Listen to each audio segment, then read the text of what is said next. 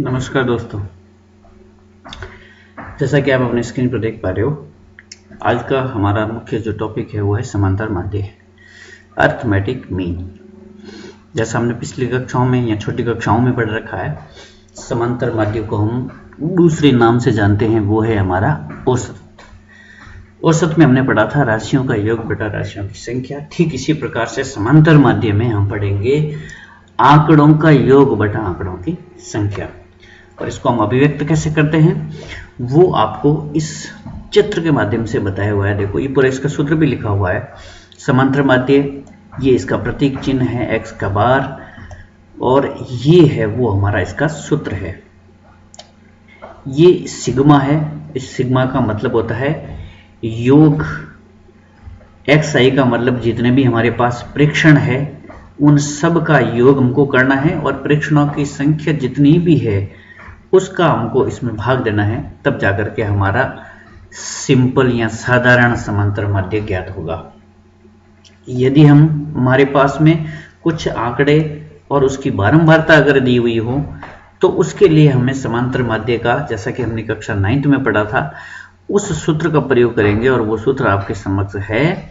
समांतर माध्य यानी x बार बराबर सिग्मा एफ आई एक्स आई बटा सिग्मा एफ आई, अर्थात जो बारंबारता है वो और हमारे प्रेक्षण का हम गुणा कर लेंगे सारणी के अंदर, और फिर उनका योग करके उसमें बारंबारताओं के योग का अगर भाग देंगे तो हमारे जो बारंबारता दी हुई सारणी है उसका समांतर माध्य हमारे सामने आ जाएगा। ये हमने पढ़ा था कक्षा 9th तक। अब हमें जो कक्षा 10 के अंदर पढ़ना है वो आप टॉपिक देख पा रहे हो, और वो टॉपिक हमारा है वर्गीकृत बारंबारता बंटन से समांतर माध्य ज्ञात करना। ये कक्षा 10 की परीक्षाओं के अंदर अलग अलग साल में प्रश्न आने की संभावना हमारे बहुत ही अधिक है, और इस बार भी बोर्ड की परीक्षा में निश्चित रूप से इस प्रकार का प्रश्न आपको पूछा जा सकता है। वर्गीकृत बारंबारता बंटन से समांतर माध्य ज्ञात करने की हमारे समक्ष 3 विधियां हैं। उसमें हम पहली जो विधि प्रयोग में लाएंगे वो विधि हमारी है वर्गीकृत बारंबारता में सबसे पहली विधि, जिसको हम कहते हैं प्रत्यक्ष विधि। और ये प्रत्यक्ष विधि, यही जो सूत्र आपके समक्ष लिखा हुआ है प्रत्यक्ष विधि, यानी सिग्मा एफ आई एक्स आई बटा सिग्मा एफ आई, इसी विधि का प्रयोग करके हम समांतर माध्य ज्ञात करते थे। दूसरी जो विधि हमारे सामने है वो विधि हमारे पास में है कल्पित माध्य की सहायता से समांतर माध्य ज्ञात करना। जैसा कि आप अपने सूत्र में देख पा रहे हो, कल्पित माध्य का मतलब होता है हमको एक मान ऐसा लेना होता है लगभग सारणी के केंद्र से, जिसको हमको प्रत्येक xi के जो आंकड़े हैं उसमें से उस मान को घटाना है। घटाने के बाद हमारे पास जो आएगा वो हमारा d का मान होगा, और इस d को हम डेविएशन या विचलन कहते हैं। विचलन कैसे ज्ञात करेंगे ये हम निश्चित रूप से आगे जो हमारा एक उदाहरण है उसकी सहायता से हम ज्ञात करेंगे। मैं जो विधि की बात कर रहा हूं उसमें अगली हमारी जो विधि है वो है पद विचलन विधि। जैसा कि आप हमारा यहाँ ये पूरा का पूरा सूत्र देख पा रहे हो, पद विचलन विधि। इसका जो सूत्र है वो है x बार बराबर a plus sigma F I U I बटा sigma F I into H. यहाँ आपको यू आई ज्ञात करना पड़ेगा, और यू आई ज्ञात करने के लिए मैंने शॉर्ट में आपको आगे यहाँ बताया हुआ है।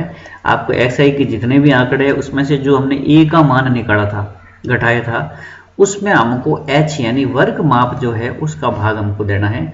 जितना भी मान आता है वो हमारा मान ui का मान होगा। फिर उसको हम बारंबारता से गुणा करेंगे, नीचे सारणी के अंदर इसकी जोड़ करेंगे, बारंबारताओं के योग का उसमें भाग देंगे, और उसको जो हमारा वर्ग अंतराल है h उससे गुणा कर लेंगे। और फिर ये जो हमने निश्चित मान घटाया था हमारे यहाँ पे, ये जो मान हमने घटाया था, इस मान को हम इसमें जोड़ देंगे, तब जाकर के हमारा समांतर माध्य आएगा। तो चलिए दोस्तों, प्यारे लाल और लालियों, मैं आपको एक एक करके प्रत्यक्ष विधि, कल्पित विधि और पद विचलन विधि से समांतर माध्य कैसे ज्ञात करते हैं ये आपको मैं बताऊंगा। सबसे पहले हम पुनः हमारे सवाल पे जाते हैं, जो कि मैंने आपको बताया था वर्गीकृत सामूहिक बारंबारता बंटन से समांतर माध्य ज्ञात करना। इसमें जैसा कि मैंने आपको भी बताया था कि अब हम वर्गीकृत बारंबारता बंटन से समांतर माध्य कैसे ज्ञात करते हैं उसको एक उदाहरण के साथ समझेंगे, ताकि आप इसको आराम से हल कर सको। जैसा कि आप उदाहरण देख पा रहे हो, प्राप्तांक लिखे हुए हैं हमारे, xi का मान लिखा हुआ है और वर्ग अंतराल जिसको 0 से 10, 10 से 20, 20 से 30, 30 से 40, 40 से 50, छात्रों की संख्या यानी जो हमारे बारंबारता है वो भी हमारे वर्ग अंतराल की बारंबारता आपके समक्ष लिखी हुई है। आपका सबसे पहला जो हमारा काम होगा इस वर्गीकृत बारंबारता बंटन से समांतर माध्य ज्ञात करने के लिए, वो है आपको xi का मान ज्ञात करना। क्या बता रहा हूं मैं आपको, xi का मान ज्ञात करना। और वो आप कैसे ज्ञात करोगे, आपको इन दोनों जो ये वर्ग अंतराल आपको लिखा हुआ है 0 से 10 या 10 से 20 या फिर 20 से 30, इन सब को दोनों को जोड़ करके, यानी ऊपरी सीमा और निम्न सीमा को जोड़ करके उसमें आपको 2 का भाग देना है। तो जो आपके समक्ष आएगा वो हमारे xi का मान आएगा, जैसा आप यहां देख पा रहे हो।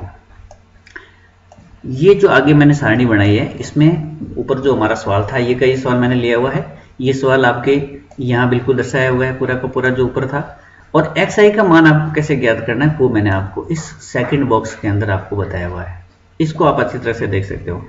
यानी मैंने आपको बताया था ऊपरी सीमा और निम्न सीमा का योग, यानी 0 और 10 की जोड़ करोगे 10 आएगा, उसमें 2 का भाग दोगे तो उत्तर हमारी 5 आएगी।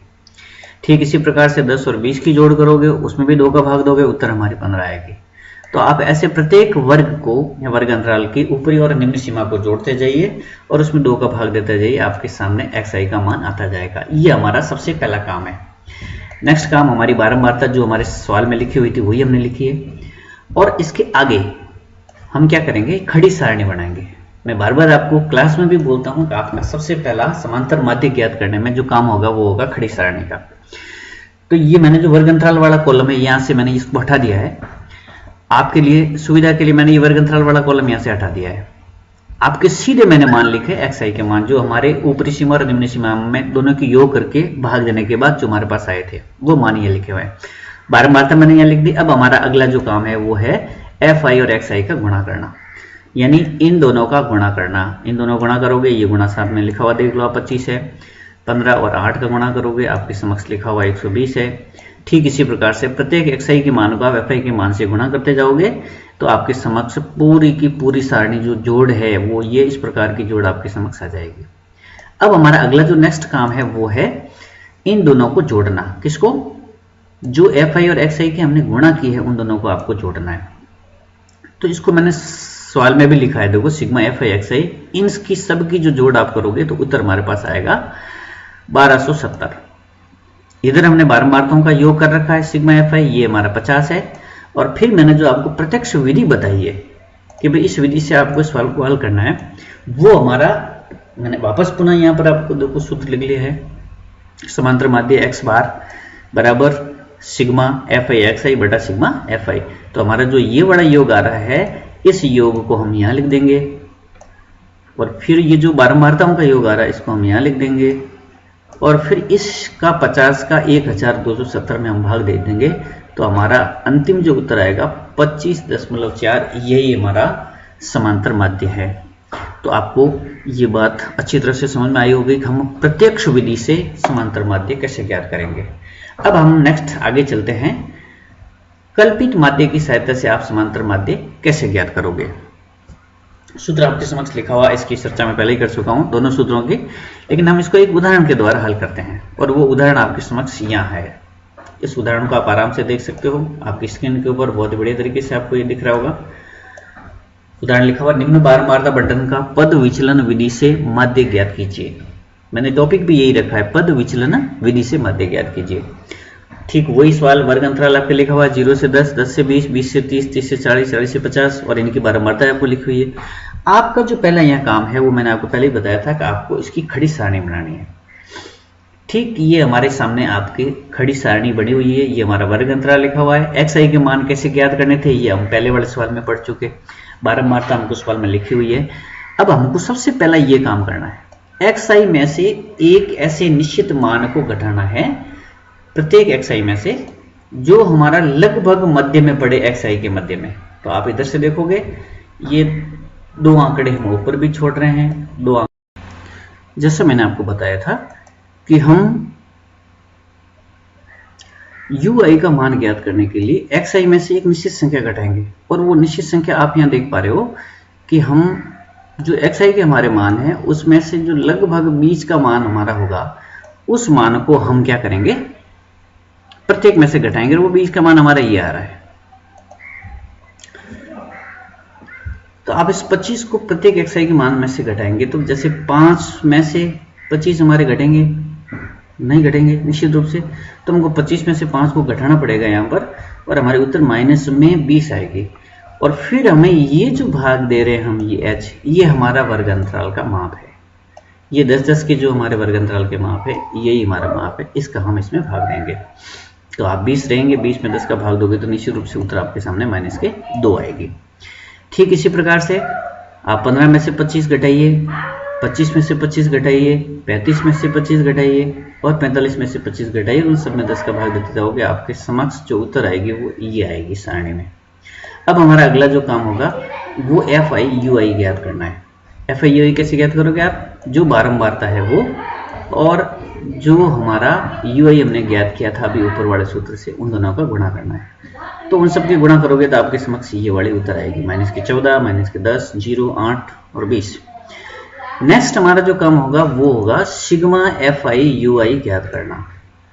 और ये आप कैसे ज्ञात करोगे, थोड़ा सा ध्यान रखना आप प्यारे विद्यार्थियों, कि माइनस की संख्या है हम दोनों को अलग जोड़ेंगे, और प्लस वाली संख्याओं को हम अलग जोड़ेंगे, और फिर जो बड़ी होगी उसमें से छोटी वाली को घटा देंगे। तो जैसा कि आप यहाँ देख पा रहे हो, यहाँ हमारा प्लस में मान 4 ज़्यादा आ रहा है। इन सब के योग करने के बाद ये 28 आ रहा है, और ये 24 आ रहा है माइनस के। 28 में से 24 चले जाएंगे तो पीछे 4 आएंगे।